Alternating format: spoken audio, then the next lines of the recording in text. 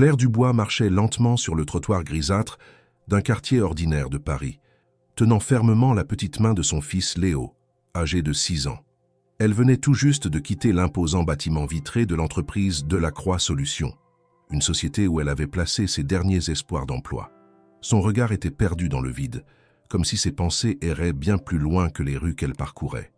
La réponse négative qu'elle venait de recevoir résonnait encore dans ses oreilles, chaque mot poli de refus la blessant plus que le précédent.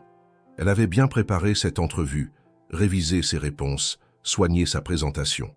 Mais cela n'avait pas suffi. Encore une fois, le ciel était couvert et l'automne parisien se faisait sentir à chaque rafale de vent glacial. Les feuilles mortes s'amoncelaient le long des trottoirs, balayées par les passants pressés. Claire portait un manteau trop léger pour la saison, mais elle avait préféré dépenser les quelques euros qu'il lui restait en nourriture pour son fils. Léo, emmitouflé dans une veste un peu trop grande, trottinait à côté d'elle, sans dire un mot. Il sentait que sa maman n'allait pas bien, même s'il ne comprenait pas toute la gravité de la situation. Les pas de Claire résonnaient sur le pavé comme un métronome douloureux. À chaque foulée, elle sentait la lourdeur de l'échec s'appesantir un peu plus sur ses épaules. Elle n'avait plus de famille proche, plus de conjoint pour l'épauler, plus de sécurité. Elle avait tout donné à cette ville, croyant que Paris lui offrirait une seconde chance après son divorce. Mais jusqu'à présent, la ville lumière n'avait été pour elle qu'un enchaînement d'obstacles et de déceptions. « Tu es triste, maman ?» demanda soudain Léo d'une voix douce. Claire s'arrêta une seconde, surprise par la question. Elle le regarda et tenta un sourire. « Un peu, mon cœur, mais ça va aller. On est ensemble, c'est le plus important. » Léo hocha la tête, puis reprit sa marche, rassuré par les paroles de sa mère, même s'il n'était pas dupe. L'instinct des enfants perce souvent les masques des adultes, et Léo voyait bien que sa mère se battait contre un monde qui semblait vouloir l'écraser. Ils passèrent devant une vitrine de boulangerie.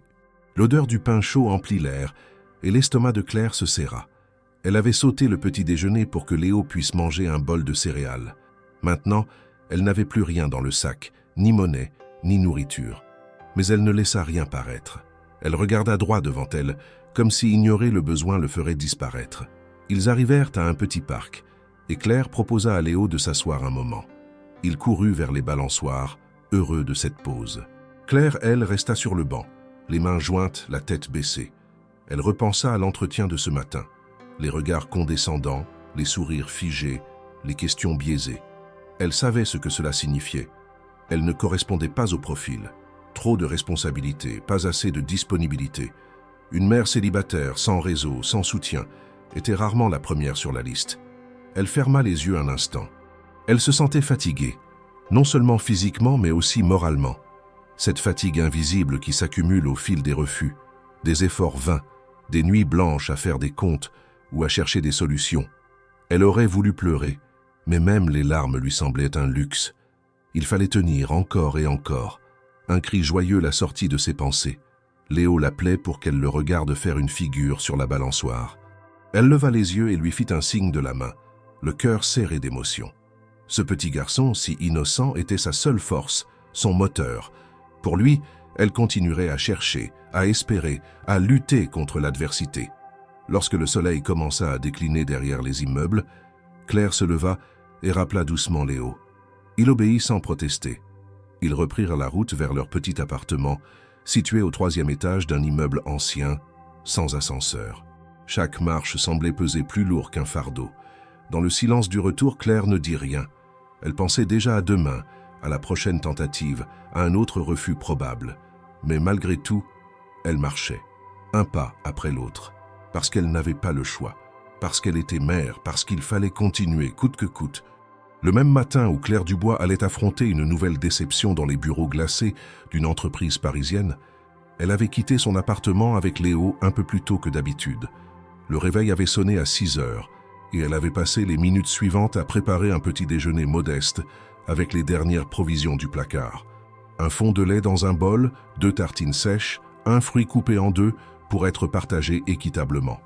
Léo, encore somnolent, mangeait en silence, les yeux mi-clos, tandis que Claire vérifiait pour la 100e fois les documents de son entretien et la tenue qu'elle allait porter, soigneusement repassée la veille au soir. Ils sortirent à 7h30. Le froid matinal pinçait les joues et une brume légère enveloppait les rues comme un voile cotonneux. Claire marchait d'un pas rapide, consciente qu'elle ne pouvait pas se permettre le moindre retard. Elle devait déposer Léo à l'école et prendre 2 métros pour arriver à l'heure à son rendez-vous professionnel. Alors qu'elle descendait l'avenue Victor Hugo, elle aperçut un attroupement inhabituel à quelques mètres devant elle. Un homme était accroupi près d'une voiture arrêtée en travers de la chaussée, visiblement en difficulté. Il portait un manteau en laine élimée, ouvert sur une chemise blanche froissée. Ses cheveux étaient en bataille et il avait l'air pressé, presque désespéré. Son véhicule, une berline noire sans plaque ostentatoire, avait visiblement un pneu crevé. Plusieurs passants le contournaient sans un regard, évitant de s'impliquer, pressés d'arriver à leur destination respective.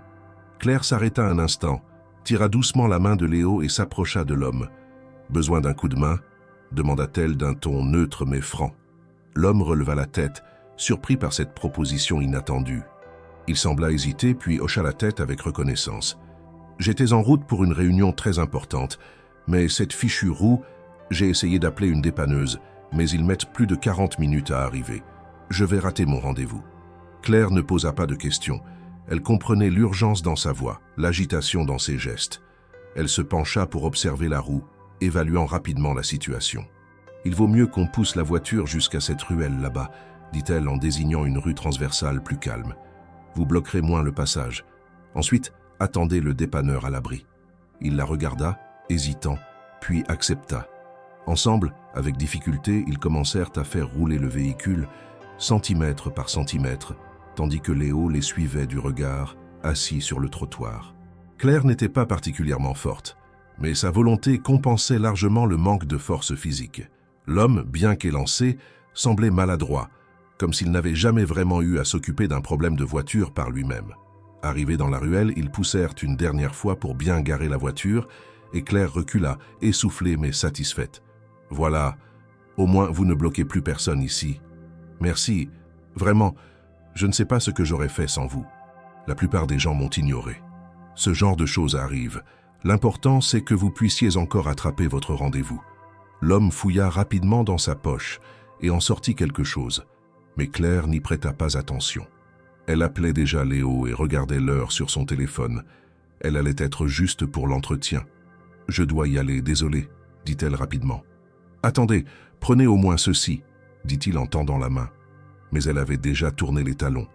Dans la précipitation, il glissa un objet dans la poche de sa veste ouverte sans qu'elle ne s'en aperçoive. Il la regarda s'éloigner, tenant la main de son petit garçon, et resta un moment figé, comme si quelque chose d'important venait de se passer sans qu'il puisse encore le formuler. Claire, de son côté, n'accorda plus une pensée à l'homme. Ce n'était qu'un incident de rue parmi tant d'autres. Elle n'avait pas aidé pour être remerciée.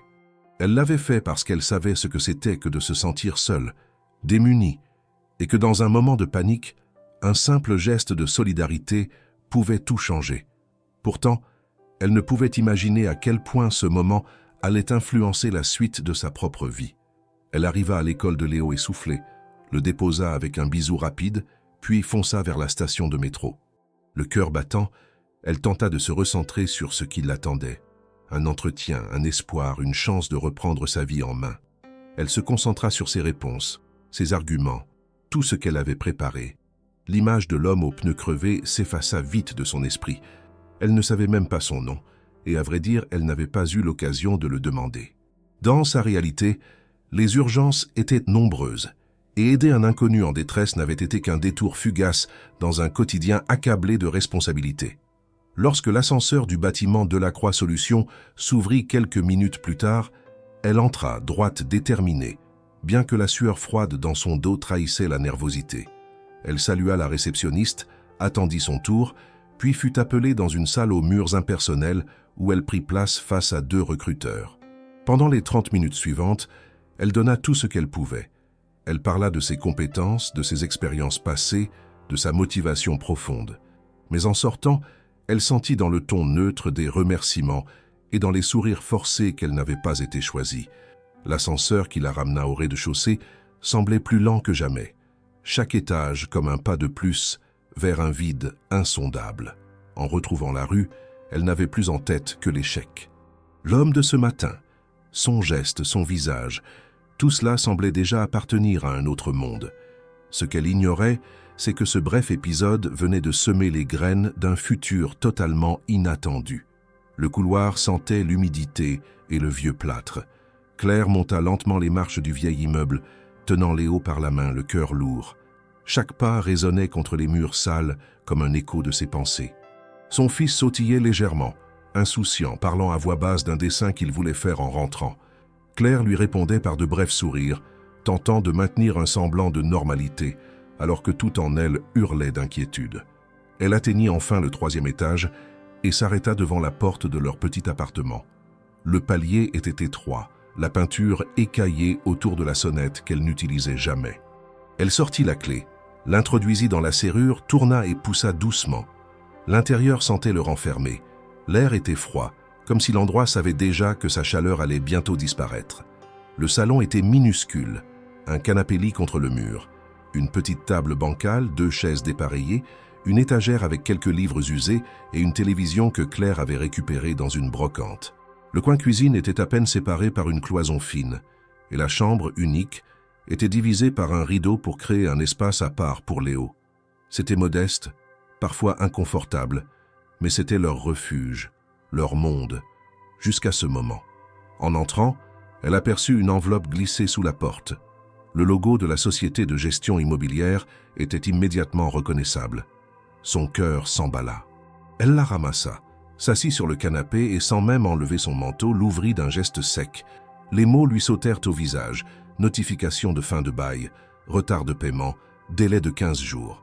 Elle relut chaque phrase comme si une relecture allait magiquement en changer le sens. Mais tout était limpide. Elle devait quitter l'appartement dans les 2 semaines à venir. Claire resta figée, la lettre tremblant dans ses mains. Léo, déjà en train de sortir ses feutres, leva les yeux vers elle. « Maman, tu vas bien ?» Elle replia lentement la feuille et força un sourire. « Oui, mon cœur. Continue ton dessin. Je vais juste prendre un verre d'eau. » Elle se leva, s'approcha de l'évier, ouvrit le robinet et laissa couler un filet d'eau froide. Elle n'avait pas soif. Elle avait besoin de se cacher juste un instant, de ne pas s'effondrer devant Léo. Elle appuya ses mains contre le rebord, ferma les yeux et respira profondément. 15 jours. Ce n'était pas seulement un chiffre, c'était un compte à rebours. Elle n'avait pas d'économie, pas de famille pour l'héberger, aucune solution immédiate. L'assistante sociale lui avait déjà dit que les foyers étaient saturés, que les places étaient rares et souvent temporaires, et elle savait que les services d'urgence n'avaient pas de place pour une mère avec un enfant si jeune. Elle serra les mâchoires. Ce n'était pas le moment de paniquer. Elle devait réfléchir, agir, trouver une solution. Elle retourna dans le salon et s'assit à côté de Léo, l'observant en silence dessiner une maison colorée avec un jardin, un soleil au coin de la feuille et 2 personnages qui se tenaient la main. Le contraste entre le rêve de l'enfant et la réalité qu'il vivait lui serra la gorge. Elle posa une main sur ses cheveux, caressant doucement. « Tu veux qu'on fasse des crêpes ce soir ?» demanda-t-elle. « Oui, avec du sucre. Seulement si on en a encore, » répondit-elle avec un clin d'œil. En vérité, elle savait que la boîte était presque vide, mais il fallait préserver un peu de joie, quelques instants de légèreté, même dans la tempête. Le soir venu, elle fit ce qu'elle put. 2 crêpes fines, une pour chacun, avec juste une pincée de sucre. Léo était content, riait, mangeait avec appétit. Claire, elle, se forçait à avaler, le regard toujours hanté par la lettre désormais pliée sur la table. Quand il fut endormi, elle s'installa devant son vieux portable. L'écran clignotait par moments, les touches collaient un peu, mais c'était son outil de survie. Elle ouvrit son navigateur et chercha « Aide pour mère célibataire en situation d'expulsion »,« Logement temporaire d'urgence Paris »,« Travail immédiat sans expérience ». Les résultats étaient décourageants. La plupart des aides nécessitaient des démarches longues, des documents qu'elle n'avait pas tous, des délais qu'elle ne pouvait se permettre. Les annonces de travail étaient soit trop éloignées, soit demandant des horaires incompatibles avec la garde de Léo. Elle consulta aussi ses mails. Rien de nouveau. Quelques spams, une publicité pour des chaussures, une notification de sa banque signalant son découvert dépassé.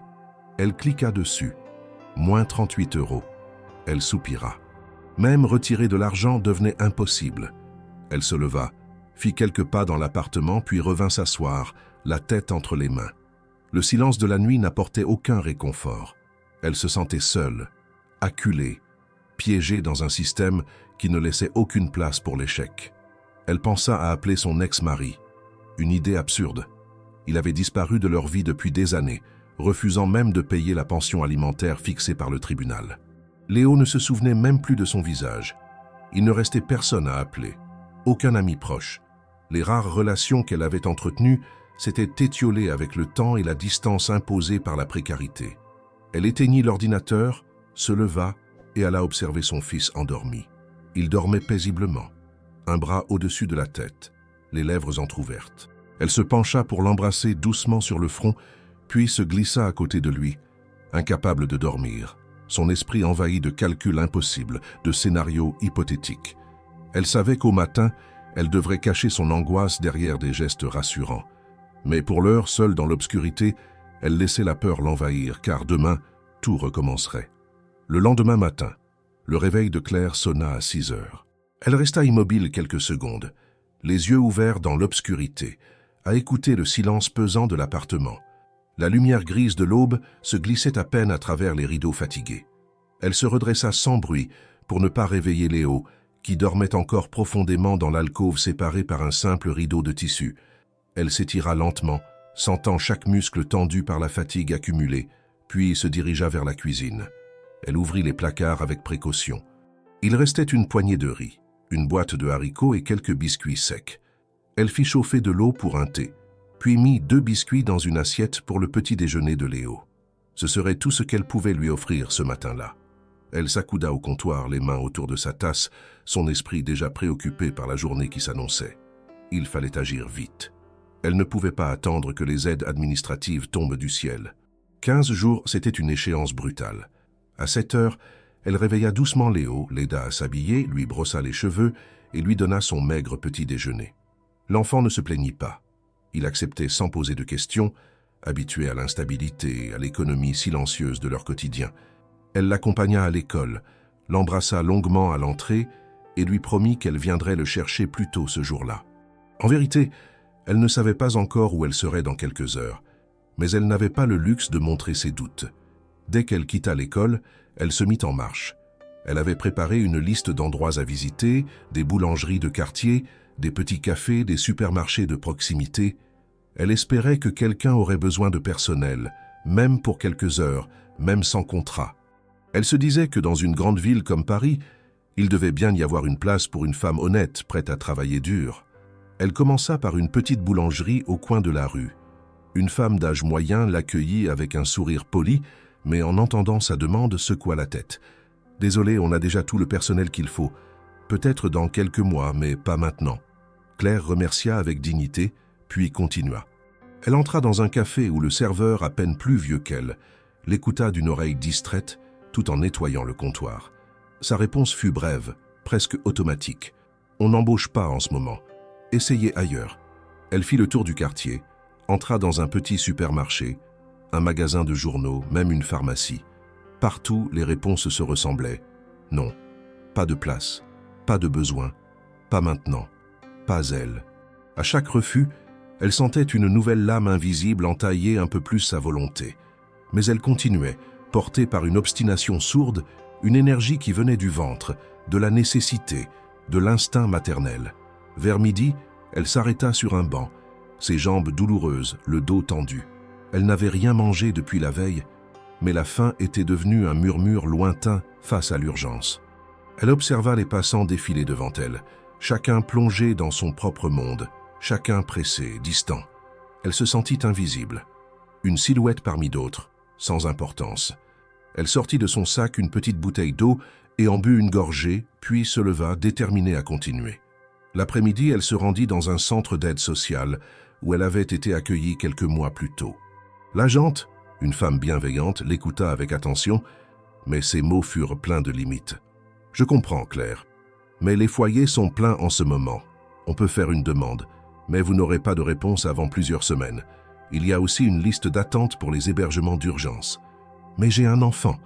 On va être à la rue dans 2 semaines. Je le sais. Je suis désolé. Je vais voir si je peux accélérer la procédure, mais je ne peux rien vous promettre. » Claire remercia malgré tout. Ce n'était pas de la faute de cette femme si le système ne répondait pas. Elle reprit sa route de plus en plus fatiguée, physiquement et moralement. En fin d'après-midi, elle entra dans une dernière boutique, une épicerie tenue par un vieil homme qu'il avait déjà vu plusieurs fois acheter du lait ou du pain avec des pièces jaunes. Il l'accueillit avec gentillesse. « Vous cherchez du travail ?» demanda-t-il. Elle hocha la tête. Il la regarda un instant, hésita. « Je n'ai pas besoin de quelqu'un tous les jours, mais j'ai parfois des livraisons à réceptionner tôt le matin. Ça vous intéresserait ?» Le cœur de Claire s'emballa. Ce n'était pas grand-chose, mais c'était une réponse différente des autres. « Oui, bien sûr, je peux venir dès demain. »« D'accord, 7 heures du matin, ce ne sera que pour 2 heures. Je vous donnerai un peu d'argent en espèces. » Elle le remercia avec chaleur. Ce n'était pas la solution à tous ses problèmes, mais c'était un début. Elle quitta la boutique le cœur un peu plus léger et prit le chemin de l'école pour aller chercher Léo. En le voyant courir vers elle, les bras ouverts, elle sentit ses yeux se remplir de larmes. Elle les ravala. Elle devait rester forte, pour lui. Sur le chemin du retour, il lui posa des questions. « Pourquoi tu cherches un nouveau travail, maman ?» Elle réfléchit un instant. « Parce que j'aimerais qu'on ait une meilleure maison, avec un vrai lit pour toi et une grande fenêtre. Et un chat ?» demanda-t-il les yeux brillants. « Peut-être un jour, répondit-elle avec un sourire. Ce soir-là, elle prépara le riz avec les haricots en conserve, le tout agrémenté d'un peu d'huile. Ils mangèrent assis sur le canapé, Léo racontant sa journée d'école avec enthousiasme. Claire l'écoutait, hochant la tête, riant parfois. En son fort intérieur, elle savait que la bataille ne faisait que commencer. Mais au moins, elle n'était plus dans l'attente. Elle agissait. Elle se battait. Et tant qu'elle se battrait, rien n'était encore perdu. Le lendemain matin, Claire Dubois se leva bien avant que le jour ne se lève. Le réveil n'avait même pas encore sonné qu'elle était déjà debout, tirée de son sommeil par une anxiété persistante qui ne la quittait plus. Elle enfila son manteau trop fin, mit une écharpe autour de son cou et attrapa son sac usé, celui qu'elle utilisait depuis des années, avec ses coutures fatiguées et ses poches déformées par l'usage. Léo dormait encore profondément, paisible dans son coin de lit. Elle le regarda quelques secondes, silencieuse, puis ferma la porte derrière elle et descendit les marches de l'immeuble en évitant de faire grincer les vieilles marches en bois. Elle arriva à l'épicerie à 6h50. Le vieil homme l'attendait déjà, penché sur une caisse de légumes. Il lui fit un petit signe de tête. Ils n'échangèrent pas beaucoup de mots. Il lui montra les cartons à déplacer, les étagères à remplir. Claire s'exécuta sans perdre une seconde, déterminée à bien faire. Pendant 2 heures, elle travailla avec méthode et rapidité, rangeant les produits, étiquetant les prix, aidant à réorganiser les rayons. Le vieil homme lui donna un billet de 20 € en liquide et un petit sac avec des restes invendus, une baguette de pain, 2 pommes, un yaourt. Claire remercia sincèrement, puis reprit le chemin de l'école pour déposer Léo. Ensuite, elle rentra chez elle brièvement pour se changer, boire un verre d'eau et réfléchir à ses prochaines démarches. Elle ouvrit son sac pour ranger le billet qu'elle venait de recevoir. En fouillant dans la poche intérieure, ses doigts touchèrent quelque chose de rigide.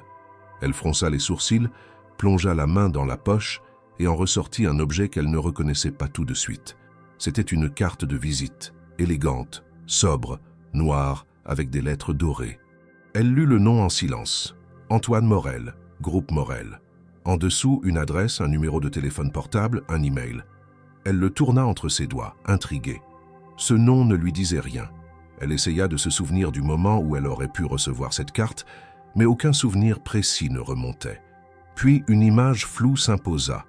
L'homme de la voiture, celui qu'elle avait aidé quelques jours plus tôt. Il avait voulu lui donner quelque chose. Elle avait refusé, pressée, mais elle se rappelait maintenant qu'il avait fait un geste vers sa poche. Il avait probablement glissé cette carte dans sa veste à ce moment-là. Elle resta un instant immobile, la carte dans la main. L'idée qu'un inconnu glisse quelque chose dans sa poche, sans qu'elle s'en aperçoive, l'aurait normalement mise mal à l'aise. Mais elle ne ressentait rien de menaçant dans ce geste. Elle ne comprenait simplement pas pourquoi cet homme, apparemment pressé et visiblement stressé, avait pris le temps de lui laisser ses coordonnées. Elle posa la carte sur la table, à côté de son verre d'eau. Le nom Antoine Morel semblait familier, mais elle ne savait pas pourquoi. Peut-être l'avait-elle vu dans un article ou entendu à la télévision, mais elle n'y prêta pas plus d'attention. Elle n'avait pas de temps à perdre avec des suppositions.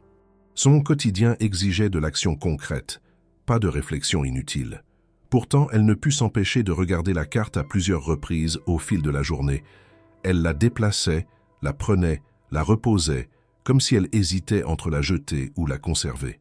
À plusieurs reprises, elle envisagea de l'appeler, juste pour remercier ou par curiosité.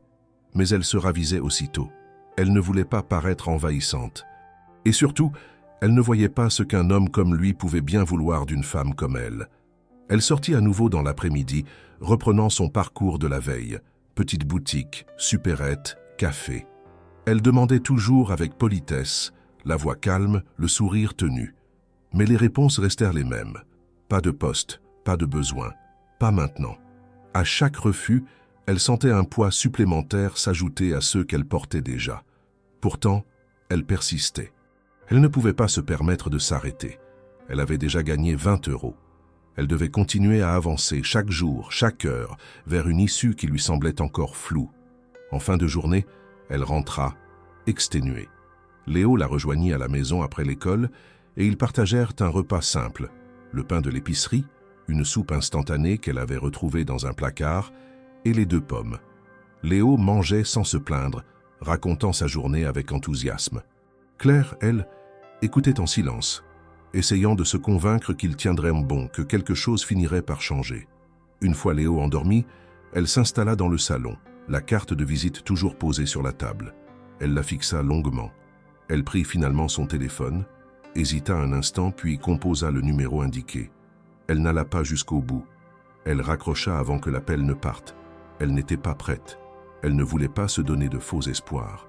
Peut-être qu'il avait laissé cette carte par simple politesse, sans intention réelle derrière. Peut-être que c'était juste un geste de convenance, sans suite possible. Elle se leva, éteignit les lumières et alla se coucher sans avoir pris de décision. Mais la carte était là, dans son esprit, comme une question suspendue. Et même si elle tentait de l'ignorer, elle sentait qu'elle n'en avait pas encore fini avec ce nom, ce geste, cette brève rencontre au coin d'une rue. Demain serait peut-être différent, ou peut-être pas, mais elle savait au fond qu'il y avait dans cette carte quelque chose de plus qu'elle ne voulait bien admettre. 2 jours plus tard, Claire se leva avec la même routine. Elle fit le trajet jusqu'à l'épicerie pour aider le vieil homme à réceptionner quelques cartons, repartit avec un maigre salaire et quelques restes de la veille, puis accompagna Léo à l'école. Cette fois, cependant, elle avait pris une décision différente. Elle ne passerait pas la journée à frapper aux portes fermées des commerces du quartier. Elle avait appris par une affiche dans la rue qu'un forum de l'emploi communautaire aurait lieu dans un centre social du 19e arrondissement, à une 30aine de minutes de métro de chez elle. Elle se dit que même si elle ne trouvait rien, elle pourrait au moins récolter des informations, croiser d'autres personnes dans sa situation, sentir qu'elle appartenait à une communauté invisible de ceux qui continuent malgré tout. Le centre social était installé dans une ancienne halle réhabilitée, dont les grandes baies vitrées laissaient entrer la lumière automnale. À l'intérieur, l'ambiance était animée, mais désordonnée. Des stands improvisés en carton affichèrent des propositions diverses. Aide à la rédaction de CV, conseils juridiques, offres d'emploi dans la restauration, le nettoyage, les services à domicile. Claire se sentit un peu dépassée par la foule, mais elle se força à avancer. Elle s'arrêta à un stand, échangea avec une bénévole, prit quelques brochures. Elle visita 2 autres tables, la démarche calme, mais l'esprit en alerte. Puis au détour d'une allée entre 2 stands, tout changea en un instant. Elle heurta quelqu'un de plein fouet, recula instinctivement et leva les yeux pour s'excuser. L'homme qu'elle venait de bousculer la regardait avec étonnement, puis son visage s'illumina dans une expression qu'elle ne comprit pas immédiatement. « C'est vous », dit-il avec un ton presque triomphant. Claire resta figée, le cœur soudainement accéléré, incapable de placer ce visage dans sa mémoire immédiate. L'homme était grand, vêtu d'un costume bleu foncé parfaitement taillé, une écharpe en laine élégante autour du cou, les cheveux soigneusement coiffés. Il semblait sortir d'un magazine de mode masculine. 2 hommes discrets se tenaient à quelques mètres derrière lui, probablement des agents de sécurité. Ce n'est que lorsque l'homme ajouta avec un sourire sincère « Vous m'avez aidé avec ma voiture, l'autre matin. Rue Ménilmontant, pneus crevés. » Alors elle comprit. Il n'était plus du tout le même homme qu'elle avait vu ce jour-là. Fini le manteau froissé, le regard affolé, le ton nerveux. Il dégageait désormais une assurance tranquille, presque distante. Elle ouvrit la bouche, mais aucun son ne sortit. L'incrédulité l'empêchait de réagir. « Antoine Morel, reprit-il doucement, j'espérais vous retrouver. J'ai laissé ma carte, mais vous ne m'avez pas appelé. » Claire balbutia une réponse confuse. « Je ne savais pas. Je ne pensais pas que... » Il sourit. « C'est compréhensible. Je vous dois une fière chandelle. Vous ne pouviez pas savoir, mais grâce à vous, j'ai pu arriver à temps à une réunion décisive. Si j'avais manqué cette présentation, je n'aurais pas conclu un contrat extrêmement important. Vous m'avez réellement sauvé ce jour-là, et je ne l'ai pas oublié. » Claire regarda autour d'elle, encore incapable de croire à ce qui se passait. Il était là, dans ce centre modeste, parmi les stands bricolés, au milieu d'une foule de demandeurs d'emploi, mais rien chez lui ne semblait appartenir à cet univers. Il semblait flotter au-dessus de tout cela, comme une anomalie dans le décor. « Vous êtes... Monsieur Morel du groupe Morel ?» demanda-t-elle, la voix hésitante. « Oui, je dirige plusieurs entreprises, dans différents secteurs. J'étais justement ici pour soutenir une initiative d'insertion professionnelle. Je n'ai pas pour habitude de me mêler directement à ce type d'événement, mais aujourd'hui j'ai tenu à venir en personne. » Il marqua une pause, puis ajouta « Et j'ai bien fait, on dirait. » Claire sentit le rouge lui monter aux joues. Elle ne savait pas comment se tenir, ni quoi répondre. Une partie d'elle voulait fuir, éviter l'embarras. L'autre restait figée, curieuse, déstabilisée par l'attention soudaine qu'il lui portait. « Vous êtes ici pour chercher un emploi ?» demanda-t-il avec douceur. Elle acquiesça, incapable de mentir. « Oui, je suis mère célibataire. J'ai tout essayé ces dernières semaines, mais rien ne marche. J'ai été refusée partout. » Antoine hocha lentement la tête, son regard plongé dans le sien. Il semblait sincèrement touché. « Vous avez aidé un inconnu dans la rue sans rien attendre en retour. C'est rare, et c'est exactement ce genre de personne que je veux autour de moi. » Claire ne sut quoi dire. Elle n'avait pas fait grand-chose. Juste pousser une voiture dans une rue encombrée. Mais l'intensité avec laquelle il la regardait lui faisait comprendre qu'à ses yeux, ce geste représentait bien plus. Il fouilla dans la poche intérieure de sa veste et sortit un autre exemplaire de sa carte de visite. « Voici mon contact direct. Si vous le souhaitez, j'aimerais qu'on discute dans un endroit plus calme. Je vous invite à déjeuner demain.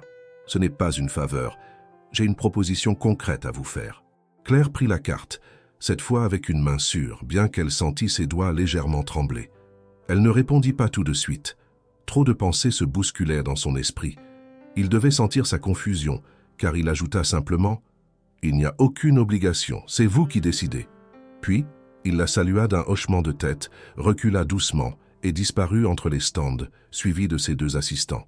Claire resta seule au milieu du couloir, figée, la carte entre les doigts, le cœur battant à tout rompre. Pour la première fois depuis des semaines, quelque chose avait changé, et elle n'avait aucune idée de ce que cela allait signifier. Le lendemain matin, Claire se réveilla avant même que l'alarme de son téléphone ne retentisse. La veille, après sa rencontre inattendue avec Antoine Morel, elle n'avait presque pas fermé l'œil. Des pensées confuses l'avaient assaillie toute la nuit, mêlant espoir et méfiance, excitation et angoisse. Elle s'était demandé s'il n'y avait pas une erreur, si ce qu'elle avait entendu n'avait pas été mal interprété. Un déjeuner? Une proposition concrète? Cela semblait irréel. Elle n'était qu'une mère célibataire, luttant chaque jour pour survivre dans un système qui ne lui laissait pas de répit. Pourquoi un homme comme lui s'intéresserait-il à elle, au point de proposer un rendez-vous personnel? Elle hésita longuement, mais finit par se dire qu'elle n'avait rien à perdre.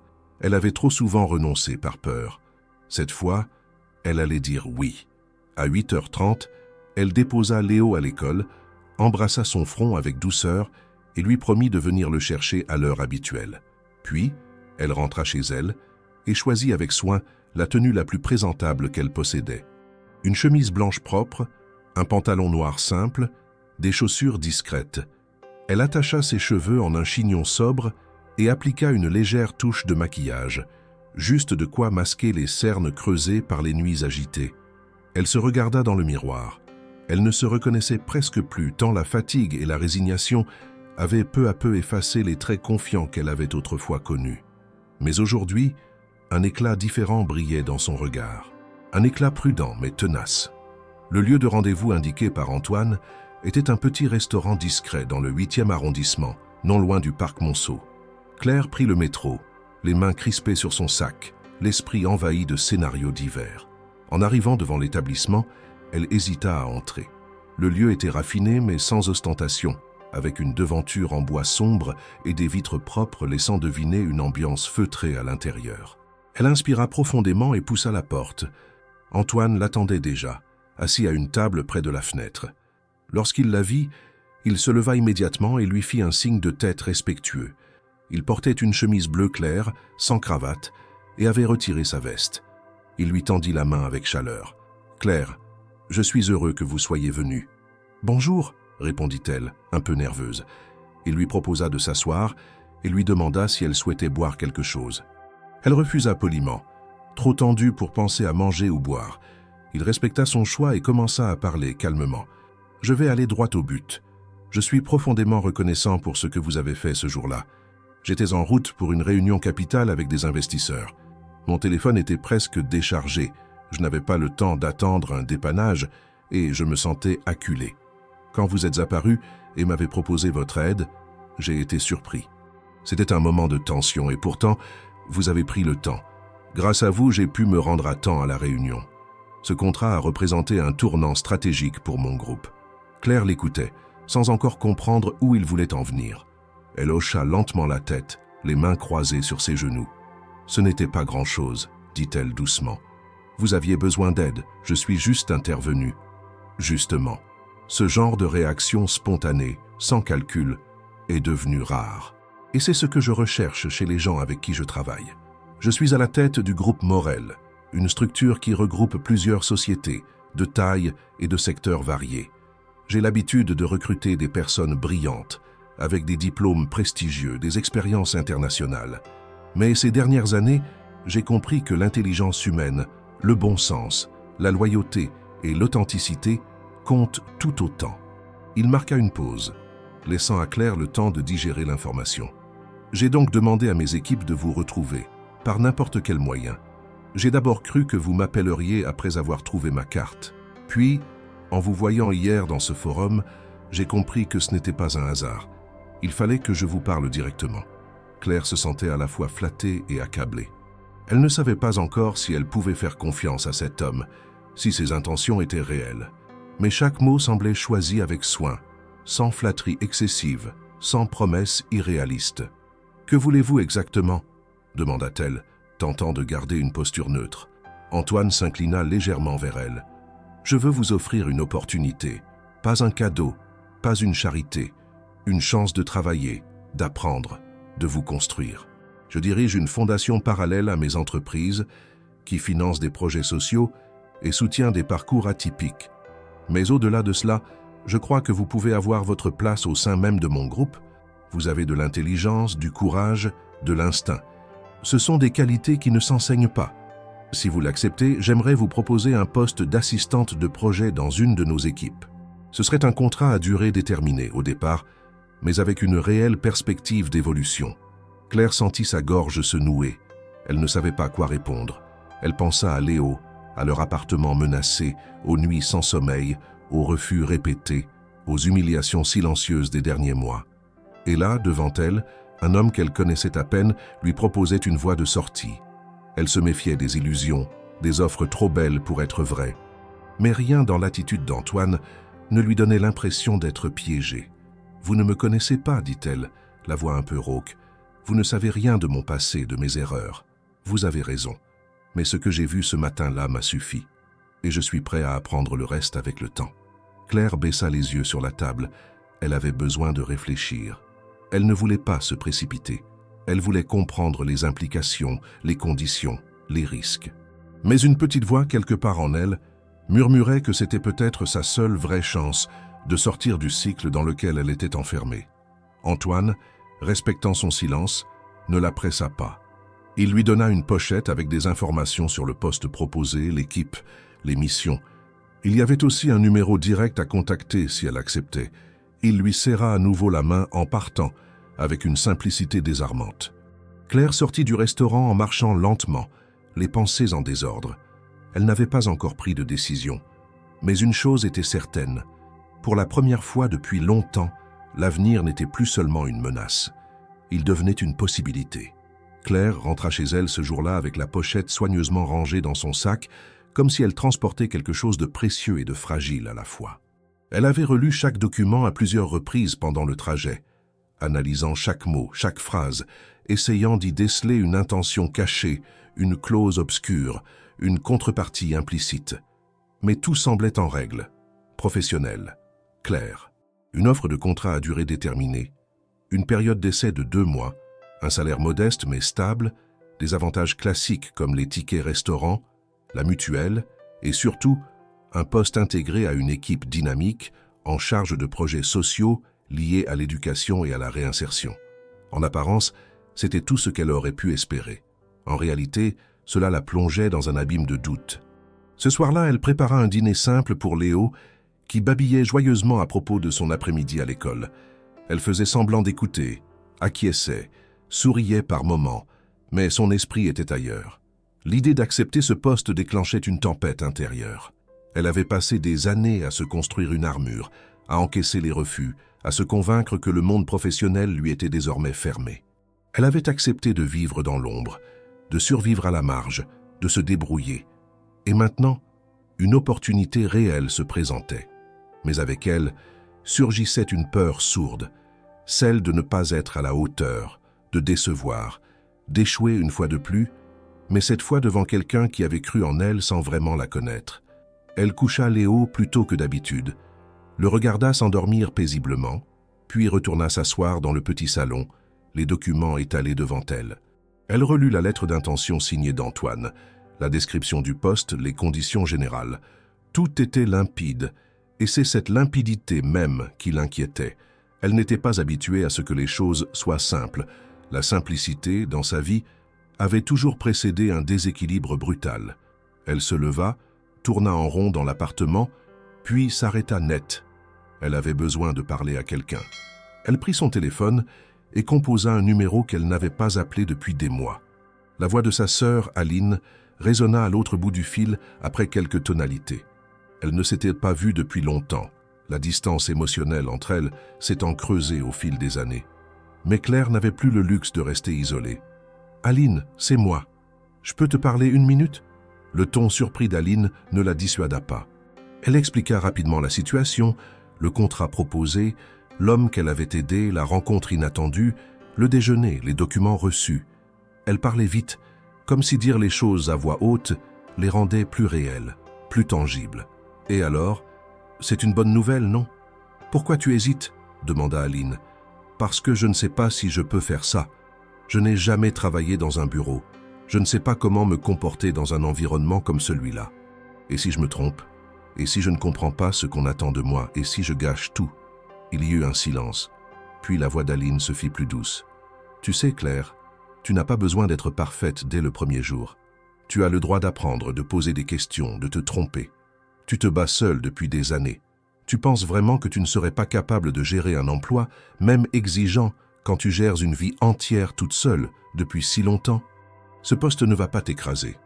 Il peut te révéler. » Ces mots résonnèrent en Claire plus profondément qu'elle ne l'aurait admis. Elle remercia Aline, puis raccrocha, un peu plus calme. Elle s'assit à nouveau, cette fois avec la volonté de prendre une décision. Elle relut une dernière fois l'ensemble des documents. Le nom d'Antoine apparaissait à plusieurs reprises, jamais de manière ostentatoire. Il avait signé comme un simple responsable de programme, pas comme le dirigeant d'un empire économique. Cela aussi, elle l'avait remarqué. Il n'essayait pas d'écraser, mais de tendre la main. Elle saisit un stylo, remplit les 2 formulaires de réponse, les glissa dans une enveloppe et la posa près de son sac. Le geste fut simple, mais il résonna comme un tremblement.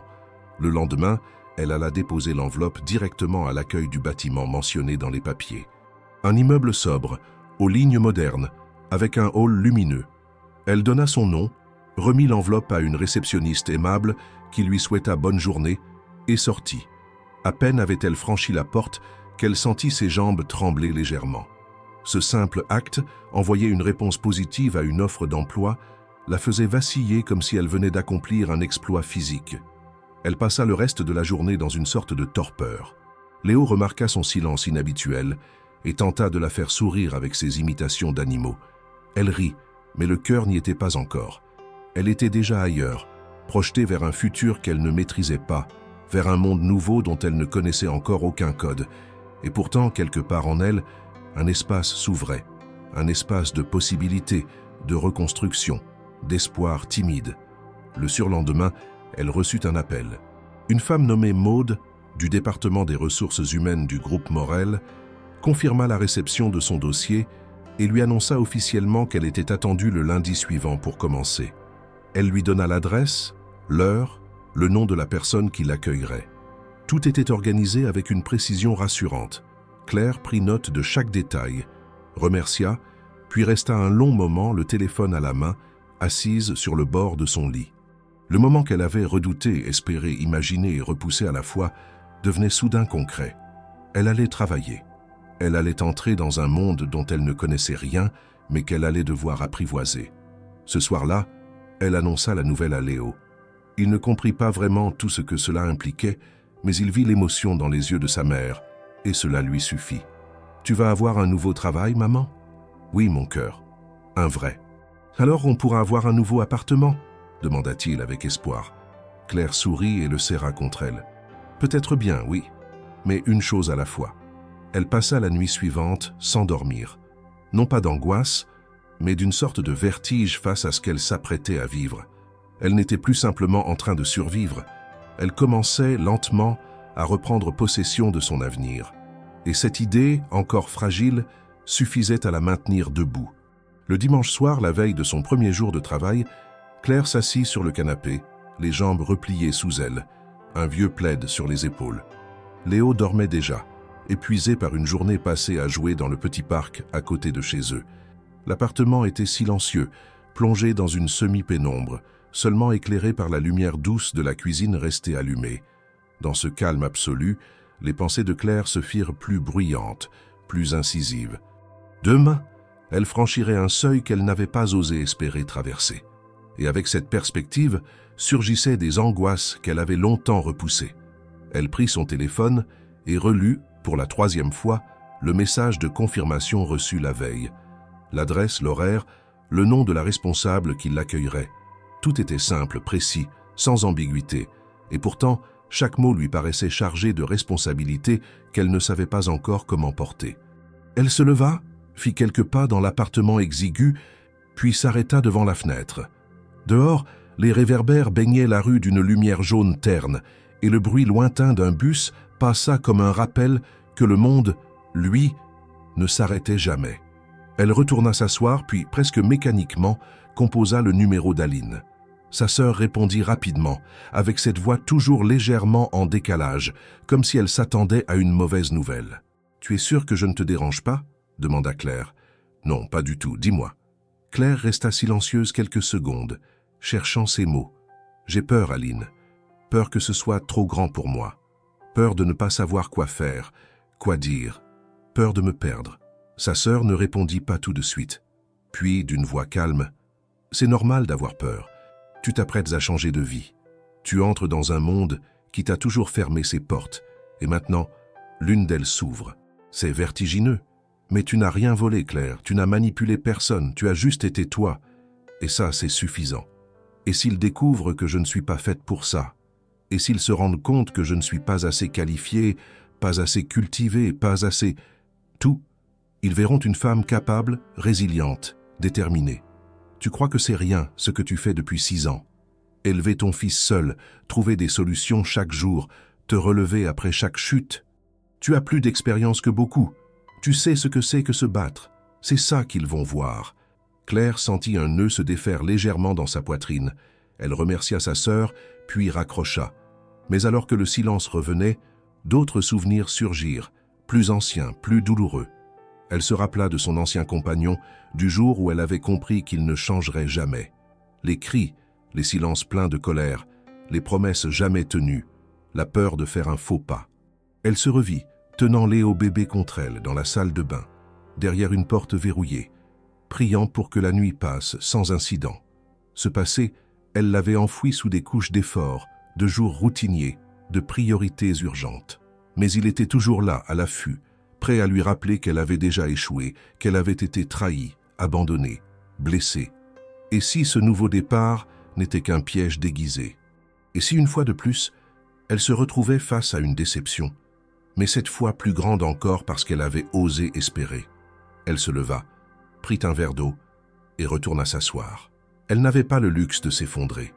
Elle avait un enfant qui croyait en elle, et rien n'était plus précieux que cette foi. Elle se remémora une scène récente, quelques jours plus tôt lorsque Léo l'avait regardée droit dans les yeux et lui avait dit « Je sais que tu vas trouver quelque chose, maman, parce que tu es forte. » Elle avait souri à l'époque, les larmes aux yeux. Aujourd'hui, ces mots prenaient un poids immense. Elle se leva, ouvrit l'armoire et en sortit la tenue choisie pour le lendemain. Elle l'accrocha à la poignée de la porte. Chemise propre, pantalon sobre, chaussures nettoyées la veille. Elle n'avait rien de flamboyant, mais tout était prêt. Elle déposa également son sac à main sur la table avec son carnet de notes, un stylo, une bouteille d'eau, quelques documents. Elle ne voulait pas arriver les mains vides ni paraître désorganisée. Chaque petit détail comptait. Lorsqu'elle se recoucha, elle resta longtemps les yeux ouverts, fixant le plafond. Elle se mit à penser à Antoine Morel. Elle ne savait pas encore quoi penser de lui. Il semblait sincère, presque trop. Elle avait appris à se méfier de ceux qui promettaient sans rien demander en retour. Et pourtant, il ne lui avait rien imposé. Il avait seulement ouvert une porte. C'était à elle de choisir si elle voulait la franchir. Elle pensa aussi à ce que cette rencontre avait déclenché. Non seulement un possible avenir professionnel, mais aussi une remise en question de tout ce qu'elle pensait être ou ne pas être. Elle n'était pas une victime, elle n'était pas une incapable. Elle était une femme qui avait enduré, qui avait survécu et qui maintenant voulait plus. Quand le réveil sonna à 6 heures le lendemain, elle se leva aussitôt, l'estomac noué mais le pas déterminé. Elle prépara un petit déjeuner rapide pour Léo, s'assura qu'il était habillé, qu'il avait son cartable prêt. En l'accompagnant à l'école, elle lui dit doucement « Aujourd'hui, maman commence un nouveau travail. » Léo la regarda, les yeux brillants. « Tu vas être une super travailleuse, j'en suis sûre. » Elle rit doucement, l'embrassa sur le front puis tourna les talons. Ce jour-là, elle ne marchait pas comme les autres jours. Elle ne traînait pas les pieds. Elle ne baissait pas les yeux. Elle avançait, même si ses pas tremblaient, même si son cœur battait trop fort. Elle avançait, parce qu'il était temps, parce qu'elle ne voulait plus vivre dans la peur, parce que malgré les cicatrices, malgré les doutes, elle avait encore la capacité de croire. Et cela, elle ne le laisserait plus lui échapper. Claire quitta la station de métro à 8h30 précise. Elle avait prévu une bonne marge de temps pour ne pas arriver en retard. Elle portait sa chemise blanche soigneusement repassée, un pantalon noir propre, ses chaussures discrètes, et elle tenait son sac contre elle comme un gilet de sauvetage. Elle suivit les indications du message de Maude, la responsable des ressources humaines, et arriva devant le bâtiment du groupe Morel, une grande structure en verre et acier qui s'élevait au milieu du quartier d'affaires. Le hall était vaste, silencieux, climatisé, avec un sol brillant dans lequel elle pouvait voir son reflet à chaque pas. Elle s'avança vers l'accueil, présenta son nom avec un léger tremblement dans la voix, et la réceptionniste lui indiqua l'ascenseur. 4e étage. Département projets sociaux. L'ascenseur s'ouvrit dans un bruit discret. Claire entra, seule. Elle inspira profondément. Les portes se refermèrent. En quelques secondes, elle fut transportée dans un monde inconnu, au cœur d'un univers qui, jusqu'à présent, ne lui appartenait pas. Lorsque les portes s'ouvrirent, une femme blonde d'une 50aine d'années l'attendait. Tailleur impeccable, regard direct mais accueillant. Elle se présenta comme Maude Delattre, chef du département. Elles échangèrent une poignée de main, puis Maude l'invita à la suivre à travers un couloir lumineux bordé de bureaux vitrés. Les employés s'activaient déjà, concentrés devant leurs écrans, échangeant à voix basse ou en réunion autour de tables modernes. Claire sentit son pas ralentir, intimidée par l'efficacité tranquille de ce lieu. Tout semblait fonctionner comme une machine parfaitement huilée. Elle, à côté, se sentait comme une pièce rapportée, une étrangère. Maude l'amena dans un petit bureau temporaire aménagé pour elle. Un ordinateur l'y attendait, ainsi que quelques dossiers. La décoration était minimaliste, mais propre et ordonnée. Elle lui expliqua rapidement ses premières tâches. Assister l'équipe dans la gestion d'un projet d'insertion professionnelle pour des jeunes sans diplôme. Il fallait organiser des réunions, mettre à jour des plannings, rédiger des comptes rendus. Claire écoutait en prenant des notes avec application, concentrée au maximum pour ne rien oublier. « N'hésitez pas à poser des questions », lui dit Maude en fin de briefing. « Nous savons que vous venez d'un parcours différent. Ce que vous apportez, c'est une expérience humaine que peu de gens ici possèdent. Ne sous-estimez pas ce que vous valez. » Claire acquiesça.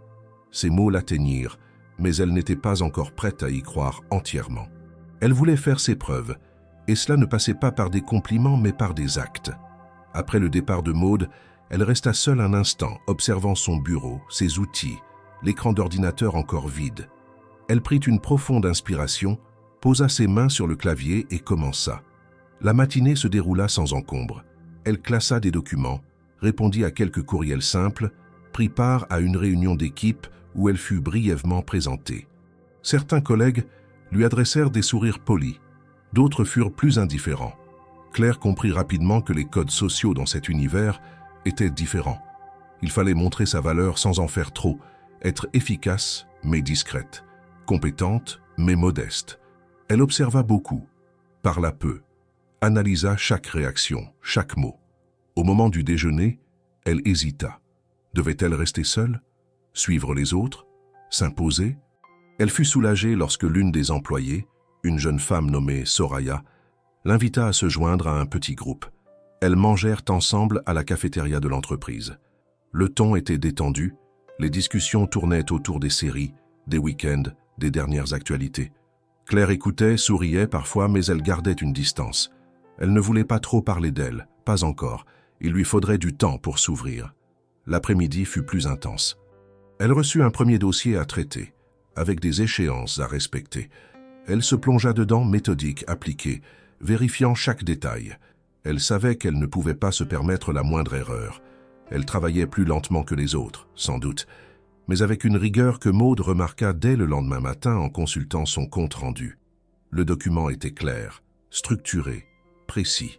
Ce fut la première fois que Claire sentit qu'elle avait marqué un point. En fin de journée, alors que les bureaux se vidaient peu à peu, Claire rassembla ses affaires.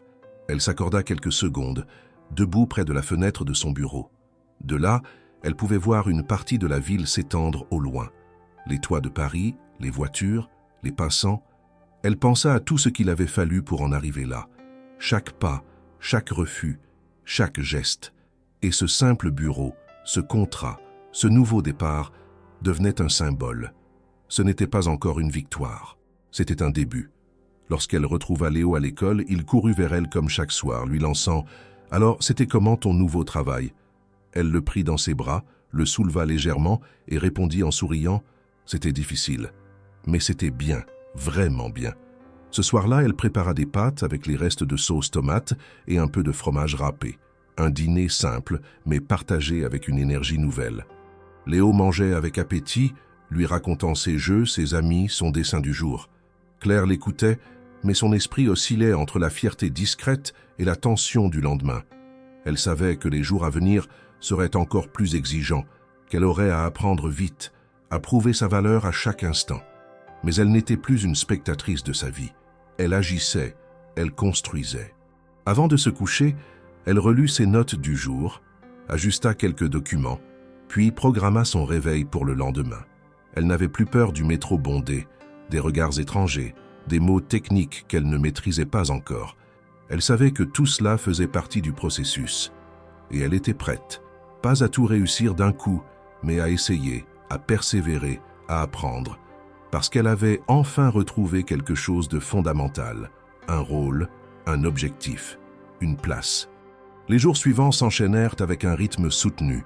Claire Dubois, encore nouvelle dans l'univers structuré et parfois opaque du groupe Morel, se fondait peu à peu dans les dynamiques de l'équipe. Chaque matin, elle arrivait la première ou presque, prenait place à son bureau, relisait ses notes de la veille, anticipait les tâches à venir. Elle posait des questions quand il le fallait, notait tout, et faisait preuve d'une rigueur constante. Malgré ses appréhensions initiales, elle s'adaptait avec une rapidité qui surprenait même Maude Delattre, sa supérieure. Le projet sur lequel elle travaillait, un programme de mentorat pour jeunes décrocheurs scolaires, nécessitait organisation, diplomatie et une grande capacité d'écoute.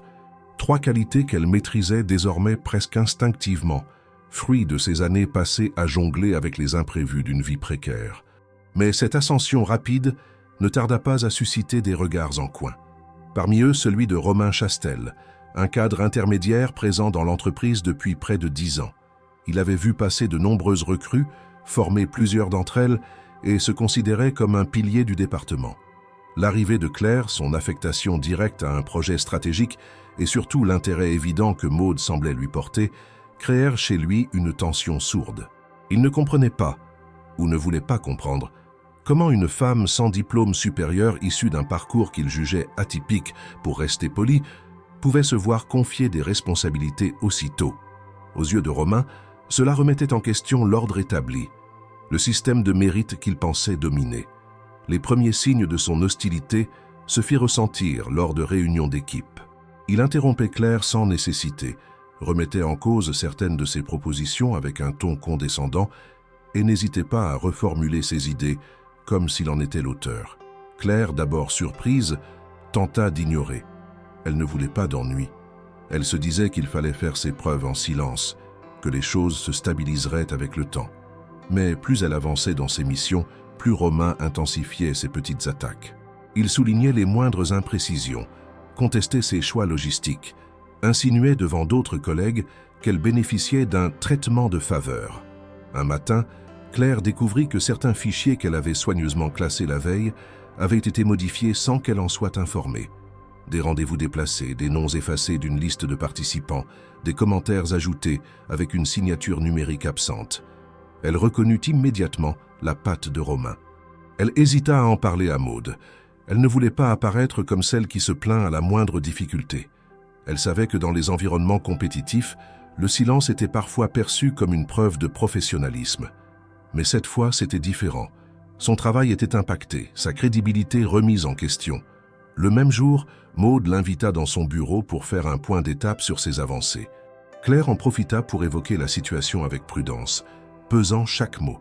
Elle n'accusa pas directement Romain, mais décrivit les faits objectivement, parla des fichiers modifiés, de l'ambiance tendue, du climat peu coopératif. Maud, qui l'écoutait attentivement, ne sembla pas surprise. Elle resta silencieuse un instant, puis dit « Je suis au courant de certaines tensions. Ce n'est pas la première fois que Romain réagit ainsi à une nouvelle arrivée, mais je vous remercie de votre calme. Je vais m'en occuper. » Claire sortit du bureau partagée entre soulagement et appréhension. Elle ne savait pas quelles mesures allaient être prises. Elle redoutait des représailles ou une mise à l'écart déguisée. Pourtant, 2 jours plus tard, un changement brutal survint. Romain fut convoqué par la direction et mis en retrait de l'équipe projet, officiellement pour se consacrer à d'autres missions transversales. Le message était clair. Quelqu'un avait pris position. Ce matin-là, alors qu'elle s'installait à son bureau, plusieurs collègues vinrent la saluer avec un peu plus de chaleur qu'à l'accoutumée. Soraya, qui avait toujours été courtoise mais discrète, lui glissa un mot à la pause café. « Ne te laisse pas intimider. Il a fait le même coup à d'autres. Tu mérites ta place ici. » Ces paroles, simples, eurent sur Claire un effet inattendu. Elle réalisa à quel point elle s'était retenue, contenue, comme si elle devait s'excuser d'être là.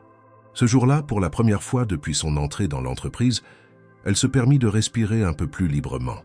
Elle n'était pas encore totalement à l'aise, mais elle comprenait que son travail commençait à parler pour elle. Pourtant, elle ne ressentit aucune joie à l'éviction de Romain. Au contraire, elle s'en voulait presque. Elle aurait préféré gagner sa place sans provoquer de conflit. Elle savait ce que signifiait perdre sa stabilité, même temporairement. Mais elle savait aussi que son silence aurait fini par l'étouffer. Elle en parla à Maud, qui l'assura avec fermeté. « Vous avez réagi avec intelligence et respect. Ce n'est pas vous qui l'avez mis en difficulté. Il s'y est mis tout seul. » Le soir, en rentrant chez elle, Claire retrouva Léo avec un grand sourire. Il lui montra un dessin qu'il avait fait à l'école. Un bureau avec un ordinateur, des papiers et une femme assise, concentrée. Il avait écrit en haut « Maman au travail ». Elle sentit une émotion vive la traverser. Ce dessin était plus qu'une image. C'était une reconnaissance, une validation. Elle n'avait pas besoin d'être parfaite. Elle devait seulement être présente, sincère, et continuer à avancer.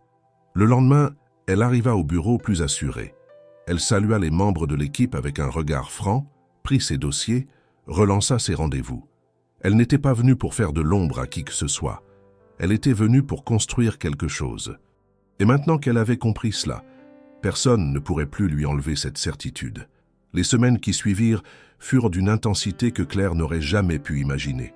L'ambiance dans l'entreprise avait changé. Les sourires se faisaient plus sincères, les regards moins suspicieux. Si certains murmuraient encore à voix basse, cela relevait désormais du passé. Grâce à sa persévérance, à sa rigueur, à sa capacité d'adaptation, Claire s'était imposée avec dignité dans l'équipe. Elle n'était plus la candidate étrangère ou l'inconnue, mais une collègue à part entière, une actrice du projet. Elle ressentait un poids ressentiment disparaître peu à peu, remplacé par une confiance naissante, fragile mais réelle. Le projet de mentorat pour les jeunes sans diplôme prenait forme. Claire proposait, organisait, coordonnait. Elle entra en contact avec des associations locales, organisa des réunions de sensibilisation dans les quartiers périphériques, rencontra des jeunes en difficulté, les écouta, les rassura. Sa sensibilité, née de ses propres luttes, devint un atout. Elle comprenait les silences, les inquiétudes, les résistances. Elle savait comment parler, comment convaincre, comment instaurer une relation de confiance. Beaucoup de jeunes lui confiaient leurs doutes, leurs rêves avortés, leurs craintes. Elle ne promettait pas des miracles, mais offrait une main, un chemin, une direction. Et petit à petit, certains commencèrent à lui répondre, à s'impliquer, à oser. Au sein du groupe Morel, la direction observa ses résultats. Les indicateurs de satisfaction, d'engagement, de réussite partielle de petites actions locales s'améliorèrent. Des journalistes vinrent interviewer l'équipe sociale pour un magazine dédié à l'innovation sociale. Le nom de Claire apparut dans un article sobre, sans fanfare, mais avec respect. Certains collègues vinrent lui glisser un mot de félicitation. Il y eut des critiques aussi, trop ambitieuses, trop idéalistes, trop rapides. Mais elle se perdait dans le bruit d'un changement en marche. Un jour, Antoine Morel lui-même vint la voir dans son bureau. Il avait suivi l'évolution du projet, non seulement par rapport aux chiffres, mais aussi par rapport aux témoignages. Il la félicita sans détour. « Vous dépassez mes attentes, Claire. Vous apportez une dimension humaine que je n'espérais pas aussi forte. Le groupe doit reconnaître ce que vous faites ici. » Elle sentit la chaleur monter à ses joues.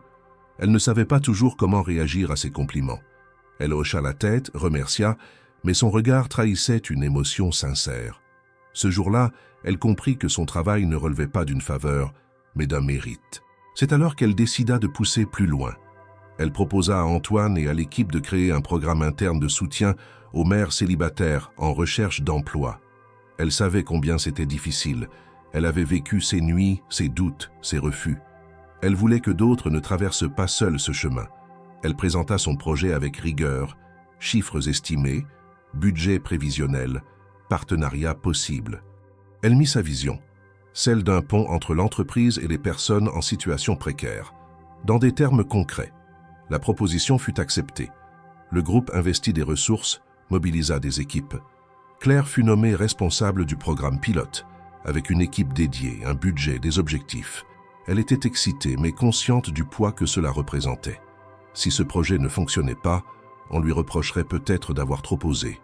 Mais si ça marchait, elle ouvrirait une voie nouvelle, durable.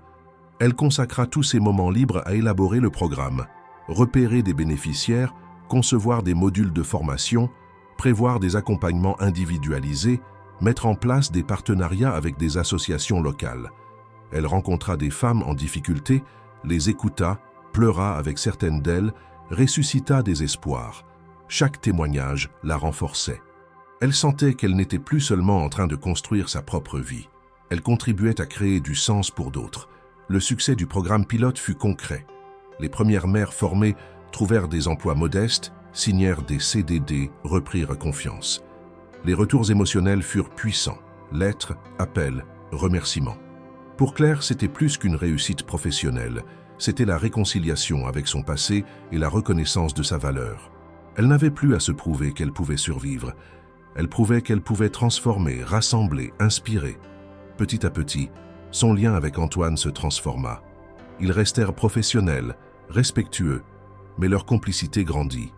Lorsqu'ils devaient coordonner les aspects du programme, leurs échanges devinrent plus naturels, plus fluides. Elle découvrit un homme engagé, exigeant, mais attentif. Il s'intéressait à ses idées, l'écoutait, la consultait. Et elle découvrit en lui un allié discret mais puissant. Ce jour-là, en quittant le bureau, Claire se sentit différente. Elle n'était plus assaillie par l'angoisse du lendemain. Elle portait en elle un sentiment nouveau, la capacité de dessiner son propre avenir, non plus dans la survie mais dans la construction. Elle savait que les défis resteraient nombreux, que les épreuves n'étaient pas terminées. Mais elle avait franchi un seuil, celui de la reconnaissance, de la confiance, de la responsabilité. Le succès ne se mesurait plus seulement à sa survie, mais à son impact, à ce qu'elle pouvait faire pour les autres. Et pour la première fois depuis si longtemps, elle se sentit alignée avec elle-même. L'air de printemps s'était installé sur Paris, et avec lui, une lumière plus douce baignait les rues, les balcons, les visages. Claire marchait sur le trottoir en tenant Léo par la main. Cette fois, elle ne pressait pas le pas comme auparavant. Elle ne cherchait pas à rattraper un retard ni à fuir une angoisse. Elle marchait calmement, les épaules redressées, le regard droit devant. Léo parlait d'un jeu qu'il voulait inventer, décrivait les règles avec enthousiasme. Et Claire l'écoutait en silence, absorbant chaque mot avec la tendresse tranquille de celle qui sait que ce moment n'est pas volé, mais conquis. Ils tournèrent au coin d'une rue résidentielle du 14e arrondissement. Un petit immeuble récent se dressait là, discret, élégant, avec une façade claire et des jardinières remplies de fleurs au balcon. Claire s'arrêta devant la porte d'entrée, sortit un trousseau de clés de son sac, chercha celle au ruban vert et l'inséra dans la serrure. La porte s'ouvrit avec facilité. Léo entra le premier, courant dans l'entrée, excité. « Je vais voir si le soleil entre dans ma chambre. » Claire le suivit, plus posée, le cœur gonflé d'une émotion qu'elle ne montrait pas tout de suite. L'appartement était au 2e étage, accessible par un petit escalier lumineux. Il n'était pas grand, mais il était neuf, propre, bien agencé. 2 pièces, un petit salon avec une cuisine ouverte, une chambre pour elle, une autre pour Léo. Et surtout, une terrasse. Une vraie terrasse, avec assez de place pour 2 chaises, quelques pots de fleurs, une table. Elle y avait déjà installé des géraniums et 2 pieds de tomates. Le sol en bois clair et les murs encore vierges donnaient une sensation de commencement. Tout sentait encore le neuf. Même les poignées de porte semblaient sourire. Elle se dirigea vers la baie vitrée du salon et l'ouvrit pour laisser entrer l'air. Le bruit lointain de la ville se mélangeait au chant des oiseaux du jardin partagé en contrebas. Elle s'assit un instant seule, tandis que Léo explorait à nouveau chaque coin de sa chambre, comme s'il la découvrait pour la première fois. Elle regarda ses mains, des mains qui avaient tenu des sacs trop lourds, tapé à des centaines de portes, soutenu un enfant endormi sur des trajets sans fin, des mains qui maintenant tenaient une clé, une vraie, pas une clé provisoire, pas une serrure fragile dans un studio miteux, une clé à elle, dans un lieu à elle. L'achat de cet appartement n'avait pas été un coup de chance. C'était le fruit d'un parcours structuré, d'économies serrées, d'un prêt obtenu grâce à sa stabilité nouvelle, de mois entiers de rigueur. Antoine lui avait recommandé un conseiller financier discret, qu'il avait accompagné sans jamais décider à sa place. Elle avait tout négocié seule. Elle voulait que cette victoire soit la sienne, construite pierre par pierre. Le jour de la signature chez le notaire, elle avait pleuré en silence, sans éclat, en posant le stylo sur le papier. Elle rejoignit Léo dans sa chambre. Il avait déjà disposé ses livres préférés sur l'étagère, posé ses dessins au mur, aligné ses voitures en plastique sur la fenêtre. Il se tourna vers elle avec un regard sérieux. « C'est chez nous maintenant, pas vrai ?» Elle s'agenouilla devant lui, le regarda droit dans les yeux. « Oui, mon cœur, c'est chez nous, pour de bon. » Le garçon sauta dans ses bras avec une joie pure, sans filtre. Elle le serra fort, plus fort qu'elle ne l'avait fait depuis longtemps. Ils restèrent un moment ainsi, enlacés dans ce cocon nouveau, ce foyer réel, tangible. Elle pensa à toutes les nuits d'insomnie, aux matins d'angoisse, aux refus polis et aux humiliations feutrées. Rien de tout cela n'avait été oublié, mais tout avait trouvé un sens. Dans les jours qui suivirent, elle invita Soraya à venir prendre un café sur la terrasse. Puis ce fut au tour de Maude, qui arriva avec une plante verte en cadeau. Claire riait plus facilement, parlait avec moins de retenue. Antoine passa un jour déposer un document en personne.